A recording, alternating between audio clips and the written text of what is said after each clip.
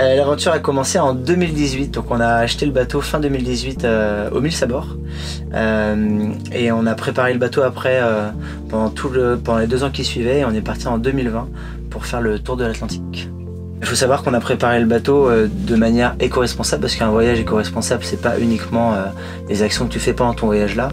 Donc à bord on avait mis en place un mode de vie zéro déchet, on avait une consommation électrique qui était très limitée, on n'avait pas de frigo par exemple. Donc, et on a utilisé des matériaux naturels le maximum pour préparer le bateau. On l'a isolé avec du liège, on a essayé d'avoir un bateau qui soit le plus respectueux possible de l'environnement en quelque sorte. Le projet c'était de partir sur une grande boucle atlantique, donc on voulait suivre la route de migration des baleines à bosse pour aller enregistrer leurs chants et aussi on voulait sensibiliser à la pollution plastique. Donc ça nous a emmenés en Écosse, après on est redescendu jusqu'aux Canaries, les Antilles et l'été dernier on était en Islande. Et il y a des règles à respecter quand on observe les baleines, c'est de ne pas s'approcher à plus de 300 mètres des cétacés et de jamais leur couper la route.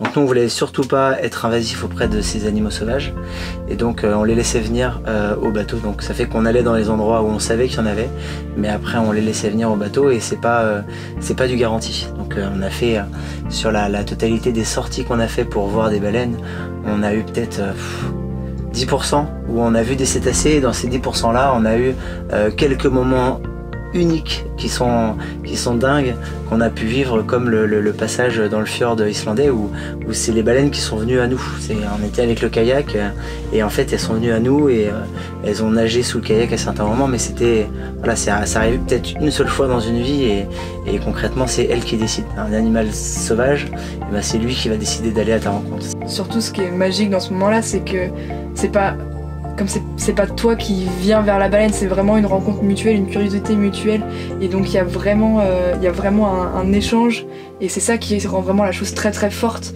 On sent la baleine qui vient, qui est curieuse, qui fait plusieurs fois le tour, on sent son intérêt et on sent qu'elle a envie et c'est une envie partagée, c'est ça qui est vraiment beau dans ces rencontres-là.